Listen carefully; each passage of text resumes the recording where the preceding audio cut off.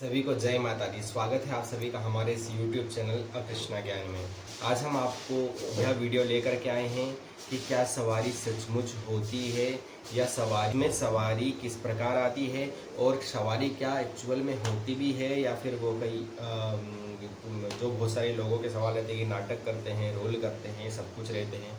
तो मैं आपको आज यह बता देना चाहता हूँ कि सवारी किस प्रकार आती है। देखिए, सबसे पहले तो सवारी जो होती है 2 से 3 प्रकार की होती है। या तो देवी जी की हो सकती है, या हनुमान जी के गण हो सकते हैं, या भगवान जी जो मतलब सभी को अलग अलग प्रकार की आती है। गणेश जी हो सकते हैं, या नाग देवता हो सकते हैं, या पीर हो सकते हैं, या किसी भी प्रकार की सवारी। तो सवारी किस प्रकार से आती है और किस प्रकार से शरीर में झूमती है, आज मैं आपको यह सारा इस वीडियो में बताने वाला हूँ। देखिए, सवारी जो रहती है, अगर आप किसी भी देवी या देवता की उपासना कर रहे हैं, मान लो आप शिव जी की उपासना कर रहे हैं, मान लो आप देवी जी की उपासना कर रहे हैं, तो आपको क्या कर रहे हैं कि जब आप देवी जी की उपासना करते हैं तो वह जो देवी जी के भाव जो आपके मन में रहते हैं, जो भी भाव से आप सेवा कर रहे हैं, तो उनकी एक शक्ति का अंश, पूरी शक्ति नहीं, पूरी शक्ति शरीर पर कभी नहीं आती है, उनका केवल एक अंश से भी अंश, अंश से भी अंश, एकदम छोटा सा, एकदम जो दिखाई ना दे,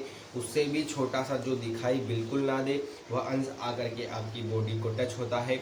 उसमें ही लोग झूमते हैं, उसमें ही लोग को जो है सवारी जैसी आपको दिखाई देती है।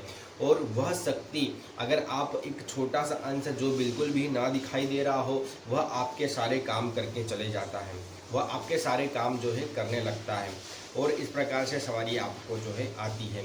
तो यह सवारी, लोगों को मन में बहुत सारे डाउट रहते हैं कि क्या आती है क्या नहीं आती है। तो यह मैं डाउट क्लियर देना चाहूँ कि सवारी जो होती है आज के समय पर ज़रूर आती है, लेकिन उसको आप जो है बहुत सारे लोग जो मानते नहीं हैं कि यह आती है या नहीं आती है, किस प्रकार आती है, क्या होता है, सब कुछ ऐसे सवाल होते हैं। तो मैं उनको बता देना चाहता हूँ कि सवारी आती है, अंश के रूप में आती है, भगवान के गण आते हैं।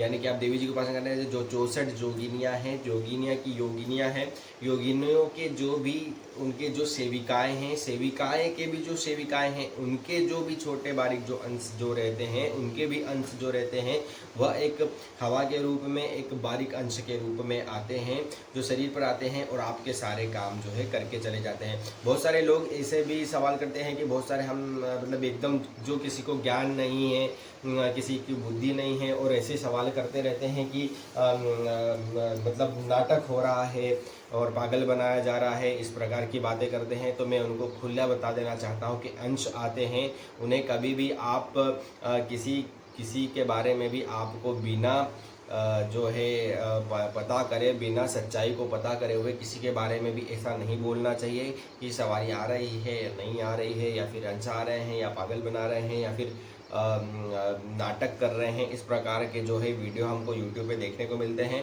तो देवी जी के अंश जरूर आते हैं, देवता के अंश जरूर आते हैं, हनुमान जी महाराज के गण जरूर आते हैं, वह आपके पास मौजूद रहते हैं। देखिए, अगर किसी व्यक्ति को शरीर में सवारी नहीं आती या फिर वह पागल या नाटक बनाने की कोशिश करता, तो आपके काम नहीं बनते। सीधी सी बात है। अगर सारे काम बन रहे हैं, किसी भी प्रकार का जो काम लेकर के आ रहे हैं, जो भक्तगण जिसकी भी परेशानी है वो लेकर के आ रहा है, उसके सारे काम हो रहे हैं, तो यह भी आपको भली बात ही जानना होगा कि सवारी तो आई होगी, तभी आपके काम जो कहे करके गई है। अब ऐसा तो नहीं होता है ना कि मान लो कि कोई भी नाटक कर रहा है, उसके सामने आकर के बोल रहे हैं और काम हो रहा है, यह बात भी नहीं होती है। तो ऐसे मनगढ़ंत वीडियो जो रहते हैं, उनके लिए मैं यह वीडियो बना रहा हूँ कि देवी देवताओं के अंश आते हैं, उनके बारीक से भी बारीक अंश आते हैं, और एकदम जो दिखाई ना दे, यानी कि जो उसका अंश का भी 1/4 हिस्सा और 100वें हिस्से का भी 1/4 हिस्सा, आप समझ रहे हो, इतने बारीक, और उसमें भी आपको दिखाई ना दे, एकदम छोटा सा, तो वह अंश आकर के वो भी टच नहीं करेगा, बस बॉडी के आसपास आकर के आवरण घूमेगा। तो उसमें ही देवी देवताओं की रज रहती है, उसमें ही देवी देवताओं की जो है शक्ति रहती है। इस प्रकार से शक्ति आती है, सभी के काम करती है। तो यह मन में शंका ना पाले कि सवारी होती है या नहीं होती। देवी जी की भी आती है, हनुमान जी महाराज की भी आती है, नाग देवता की भी आती है, पीर की भी आती है, अपने गुरु की भी आती है। सभी के अपने अपने अनुसार जो है भाव उत्पन्न होते हैं, भाव बन सवारी बन करके बाहर निकलते हैं।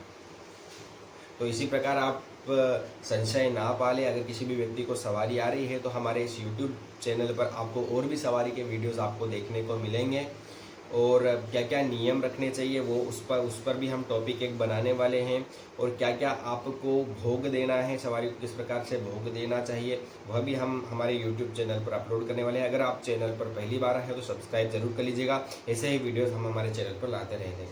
जय माता दी, जय माँ भद्रकाली।